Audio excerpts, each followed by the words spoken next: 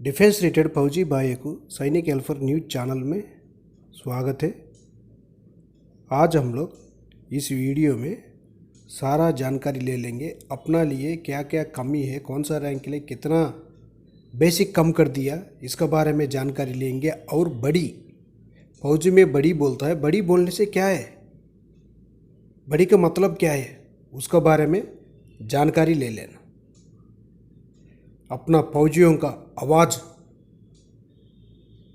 देख लेना आप लोग एक बार। कंटिन्यू आप हमारे साथ में। अब रही बात आपकी सवाल की, देखिए सर, सरकार और अधिकारी, आपने दोनों पे सवाल मेरे से पूछा, तो सबसे पहले मैं सरकार के ऊपर सवाल दे देता हूँ। कहानी क्या है, जो कि हमारे माननीय प्रधानमंत्री जी मन की बात तो सुनाते हैं, लेकिन लोगों की मन की बात नहीं सुनते हैं। चाहिए मैं थोड़ा सा इसके ऊपर डिस्क्राइब करूंगा कि प्रधानमंत्री जी मन की बात रखते हैं लेकिन जन की बात नहीं रखते। और आज जरूरत है जन की आवाज सुनने की। मीडिया हमारे लोकतंत्र का चौथा स्तंभ है। मीडिया का भी फर्ज बनता है, बजाय कि वो सरकार की बात जनता तक पहुंचाए, उसका काम है कि जो जनता की आवाज सरकार तक पहुंचाए। मैं प्रयास करूंगा इस माध्यम से, अपने चैनल के माध्यम से, कि इन लोगों की आवाज सरकार तक पहुंचाऊं, बजाय कि सरकार की आवाज इन तक पहुंचाऊं। जी, मैं इसलिए बोला जो कि प्रधानमंत्री जी का है कि पिछले, मुझे जहां तक लगता है, मुझे 10 साल से प्रधानमंत्री जी एक भी प्रेस कॉन्फ्रेंस नहीं किए हैं, लेकिन मन की बात हमेशा सुना देते हैं। भैया, लोगों की भी मन की बात सुनो ना। कई एक सारे डिसीजन उन्होंने लोगों के ऊपर थोपे हैं, जिसमें सेना भी अछूत नहीं है। सेना के ऊपर भी डिसीजन थोपे हैं। कभी सोचे प्रधानमंत्री जी कि क्या सेना के ऊपर जो भी चीज हम थोप रहे हैं, क्या वो सेना के लाभदायक है कि क्या है? आप अब बात कर लेते हैं ओआरओपी के ऊपर। देखिए, इसमें नो डाउट मैं सरकार को थैंक्स देता हूं, लेकिन उन्होंने 40 साल की 1 रैंक 1 पेंशन की डिमांड को उन्होंने पूरा किया, जिसमें कि फर्स्ट ओआरओपी 1 में 43,000 करोड़ रुपया दिया और वही सेकेंड ओआरओपी 2 में 23,700 करोड़ रुपया दिया। लेकिन क्या सरकार या प्रधानमंत्री या रक्षा मंत्री कोई जानने की कोशिश किया कि ये पैसा आखिर गया तो किसके अकाउंट में गया?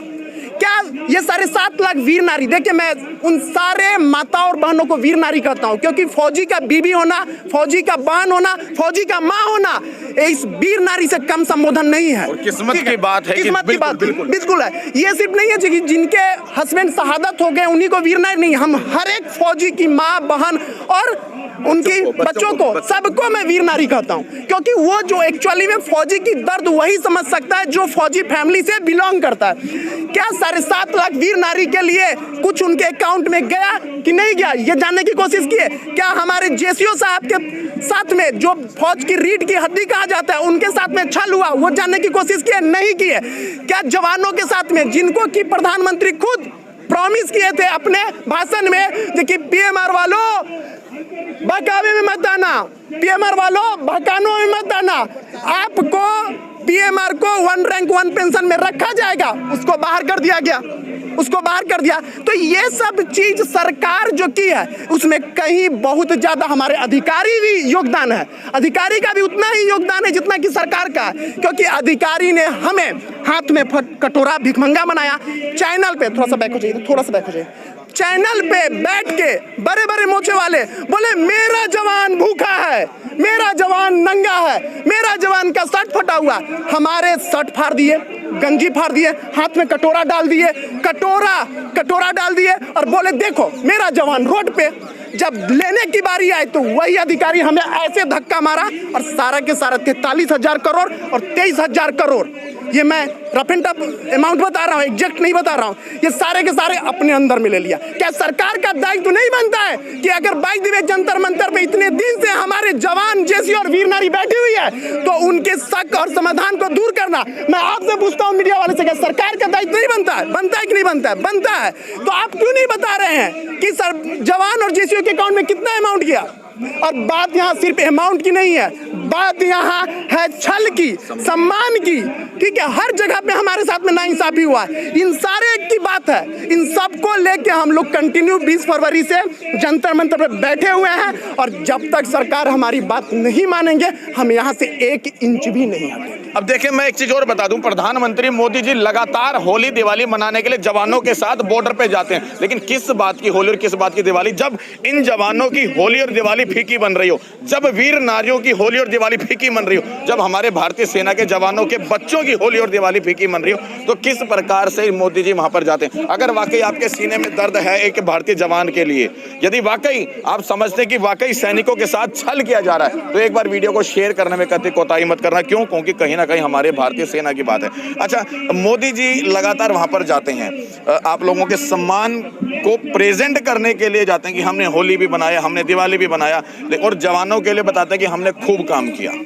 देखिए सर, मोदी जी जाते हैं, मोदी जी सिर्फ और सिर्फ त्योहार के दिन जाते हैं, और त्योहार का दिन हिंदुस्तान के कल्चर में एक ऐसा, हम लोगों के कल्चर में देखिए, आप दुश्मन भी त्योहार के दिन अगर घर में आता है तो उससे सिका गिलवा नहीं कहा जाता है, इस बात को आप मानते हैं। तो त्योहार के अलावा किसी दिन मोदी जी नताते हैं। और रही बात जो हमारे अधिकारी है, जब मोदी जी आते हैं, चाहे कोई भी मिनिस्टर आता है, चाहे कोई भी बड़ा अधिकारी भी आता है यूनिट में, तो छोटे अधिकारी क्या काम करते हैं, ऐसे चुनिंदे नॉमिनेटेड लोग, साहब लोग जानते हैं, साहब लोग के द्वारा ही ऑर्डर दिया जाता है, नॉमिनेटेड लोगों को उनके साथ में लंच, डिनर और जिलेबी और पकौड़ा खाने के लिए नॉमिनेट किया जाता है। तो उस दिन हम लोग नहीं कहते हैं आज जंतर मंतर पे आए मोदी जी, हम लोग होली के दिन भी यहाँ पे काली होली, अब तो थे ही काली होली, हम लोग रोड पे मनाए हैं होली के दिन। कभी आके जवानों का दर्द समझे। देखिए, फौज को क्या कहा जाता था, फौज का परिवार पहले होता था, उसका भाई, उसका बच्चा, उसका फैमिली, उसके काका ताऊ के सारे बच्चे होते थे। लेकिन पहले जो साहब लोग सर्विस करते थे, साहब लोग सर्विस करते थे, ये लोग सबको लेके चलते। लेकिन आज एक जवान की ये स्थिति हो चुका है कि वो अपनी फैमिली को, अपने बच्चे को भी हायर एजुकेशन नहीं दे सकता, हायर स्कूल में नहीं पढ़ा सकता, एक अच्छा लाइफ स्टाइल नहीं दे सकता। तो क्या माननीय प्रधानमंत्री जी को ये सोचने का हक नहीं बनता? क्या माननीय प्रधानमंत्री को जवानों के अंदर अगर कुछ दिमाग में चल रहा है तो क्या उनको खत्म करने का हक नहीं बनता? उनके अंदर असंतुष्टि अगर आ गए तो उनको निवारण करने का हक नहीं बनता? बनता है। क्या माननीय प्रधानमंत्री जी बोलते हैं कि मैं सेना को मजबूत कर रहा हूँ? सेना आज इस रवैये से आंतरिक कमजोर हो रही है, मानसिक कमजोर हो रही है। तो प्रधानमंत्री जी को जल्दी से जल्दी इस पे संज्ञान लेना पड़ेगा, नहीं तो ये आग और फैलेगा। ये आग सिर्फ जंतर मंतर तक तो नहीं रह गया। अभी मैं गुवाहाटी से होके आया हूँ, आज अरुणाचल प्रदेश में, गुवाहाटी में, केरला में, महाराष्ट्र में कोई ऐसा स्टेट नहीं है जहां पे ना तो कोई वीर नारी अछूत है, ना जेसीओ अछूत है, सारे के सारे इस चीज से ग्रसित हैं। तो माननीय प्रधानमंत्री जी को इस पे सोचना पड़ेगा। जो अधिकारीगण, जो हमारे बड़े भाई, मैं अब अधिकारीगण को बड़े भाई बोलता हूँ, जो हमारे बड़े भाई जो इस तरीके से हम लोगों के साथ में बिहेव किया, एक बात मैं आपको बताना चाहता हूँ। देखिए, कारगिल की लड़ाई को आप लोगों ने कवर किया होगा। देखिए होता क्या है, देखिए जब नया लेफ्टिनेंट, कैप्टन, मेजर तक आता है तो वो कंधे से कंधे लगा के हमारे साथ युद्ध में मरने और मिटने की बात करती है। जैसे ही उनका रैंक बड़ा होता है, जैसे ही पॉलिटिशियनों के साथ में साठगांठ होता है, उनकी रवैया चेंज हो जाती है। जैसे वो एग्जाम्पल के तौर पे वो शोषण करने लगते हैं, अपने घर में बड्डी बुलाने लगते हैं। बड्डी के बारे में ऑलरेडी पहले साहब से कितने सारी बातें आपको चैनल पे कह चुके हैं। तो ये सब चीज जो शोषण हो रही है, इस शोषण के अगेंस्ट में भी हम लोग यहाँ बैठे हुए हैं। तो ये शोषण का निदान करना बहुत जरूरी है। बड्डी सिस्टम जो बोल रहे हैं, बड्डी सिस्टम क्या है? बड्डी सिस्टम इसलिए नहीं है कि आपके घर में जाके पोछा लगाए, झाड़ू लगाए। बड्डी का मतलब ये हुआ कि हम युद्ध में हैं तो कंधा से कंधा, एक राइफल इधर और एक राइफल इधर, ये होना चाहिए बड्डी सिस्टम। ना कि बड्डी सिस्टम अफसर के घर में जाके उनके गाड़ी साफ करने का चीज है। बड्डी सिस्टम इसलिए सरकार बनाया गया कि एक बड्डी को उसके बच्चे कितने हैं, उसके फैमिली कितने हैं, ये पता होना चाहिए कि मेरा घर कहाँ है, मेरे घर में मेरी बहन की शादी हुआ कि नहीं, इनके घर में क्या हुआ, एक दूसरे को पता होना चाहिए दुख दर्द। इसलिए बड्डी सिस्टम फौज में बनाया। कहीं भी बड्डी जाएगा इक्वल वे में जाएगा, लड़ाई में जाएगा इक्वल वे में जाएगा। उस बड्डी सिस्टम का दुरुपयोग कर रहे हैं हमारे अधिकारी। तो इसके लिए भी हम आज जंतर मंतर पे बैठे हुए हैं।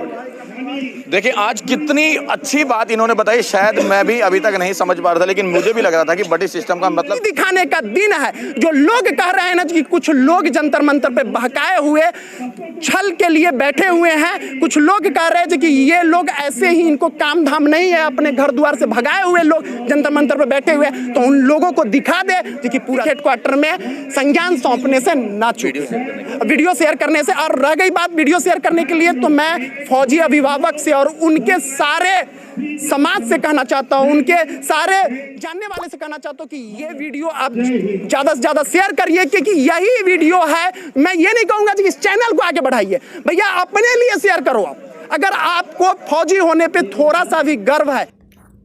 ये वीडियो आपको पसंद आने से सब्सक्राइब करना, लाइक करना, आपको दोस्त लोग भी बताना, अपना आवाज़ पूरा के पास शेयर कर देना आप। शेयर करने से ही पूरा को पता होगा, असल बड़ी की सिस्टम क्या है वो भी पता हो जाएगा। ओके फ्रेंड्स, नेक्स्ट वीडियो मिलेंगे। जय हिंद, जय भारत।